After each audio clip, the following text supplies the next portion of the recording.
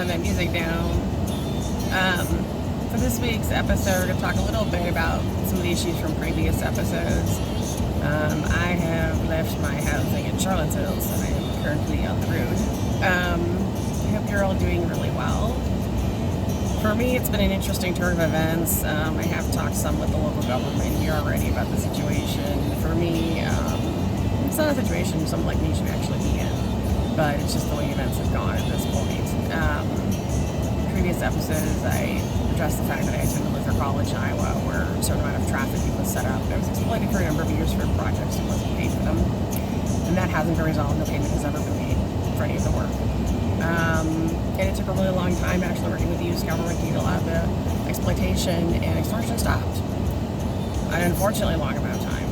And I put together some of the episodes basically because it was a thought project. And a long time ago, I remember I had a friend of mine, was a woman who said, you know, people are really upset about you for making it. And I said, they're already mad. Like, some of these people in this country, especially those that are tied to Russia, their attitude towards stealing from other people is just disgusting. And a lot of them are fairly angry, and they're kind of mean and fairly hostile and overly entitled about stealing from others.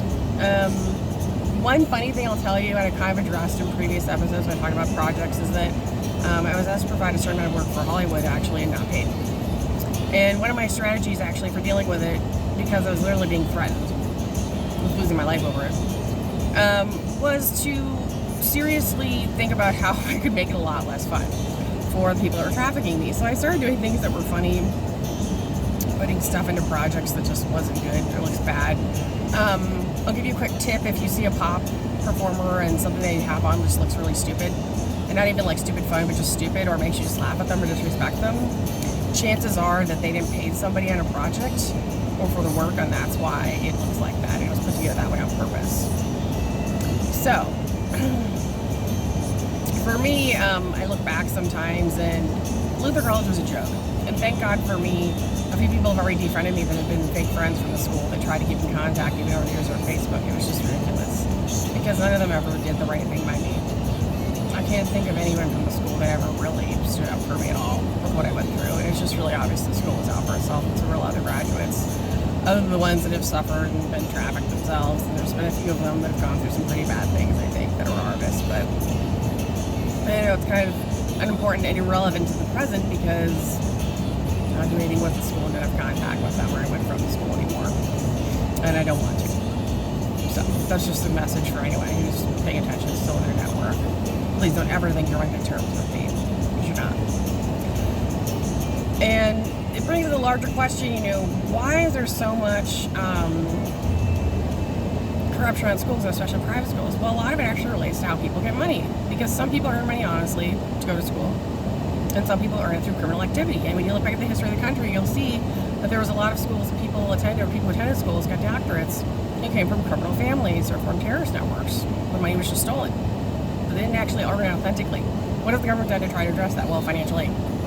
And then you address the current situation where financial aid to schools is being manipulated and used. People are being told that they have to perform acts of sex, commit crimes, or work for foreign countries, which is legal and they can be arrested for, in order to receive their financial aid. If you're in that kind of a situation, obviously you can't attend the school and you can't get your degree.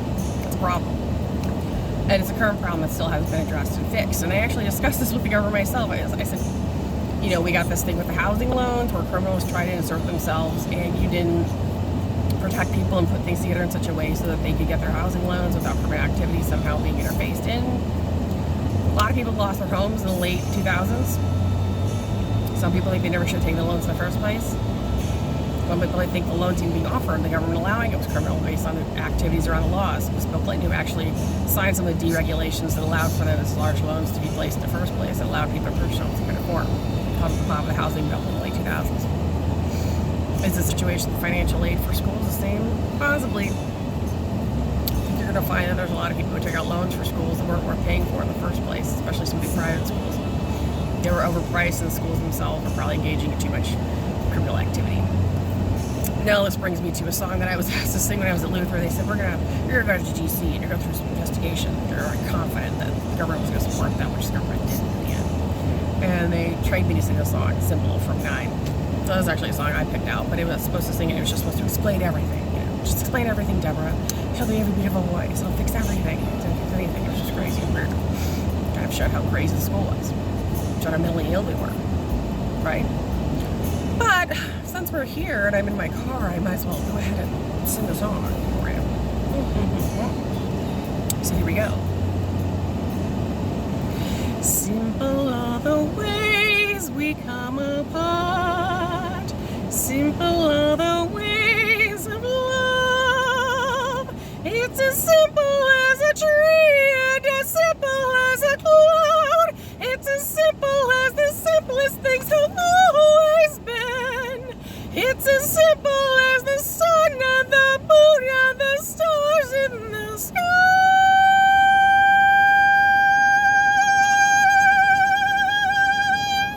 Simple are the ways we say goodbye.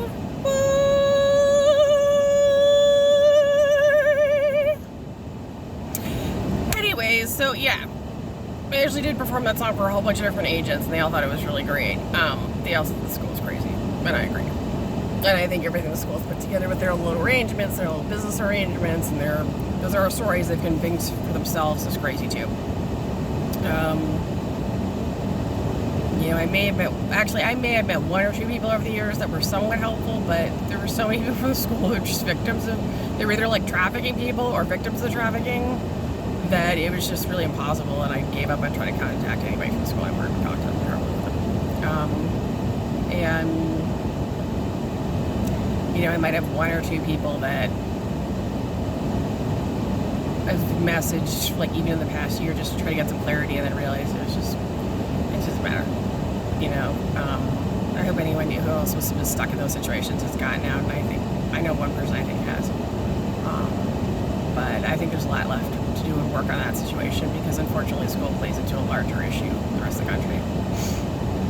And, you know, I look at the war, Russia attacking Ukraine, and I'm extremely happy every day that the Ukraine is holding their own, that Russia appears to be losing. And if anyone has a problem with me saying that in a video message for my YouTube channel and Facebook, when there's so much going on in the world that's just messed up.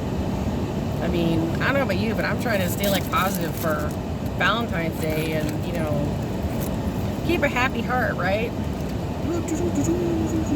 Right? There's a lot of things that just aren't that important. And what matters in this life, what actually is important, is super, super important. And it's way more important than a lot of what's been going on and the ways that people have acted. And, you know, I learned a lot during my time in the AC area, 19 years of investigations with major agencies involved. And a lot got done, but a lot didn't get done. And so all I can say for anyone else, as well as myself, is just stay strong, keep going. Because a little piece of advice I was given years ago was, just remember every day you wake up, you're making somebody else really angry who might have wanted you gone. And he meant it for me specifically. He said, you specifically are defeating some of your enemies literally by getting up every day and keeping going. And I'll never forget that piece of advice, because it was so true. And I hope other people keep that in mind as well, especially when times are tough and there's high inflation and COVID. Things are just kind of strange. So, strange times. But it's not like we haven't been through this before as a country. You know, the U.S. So, you know, you just gotta keep the faith, be positive, no matter what. That's how it is.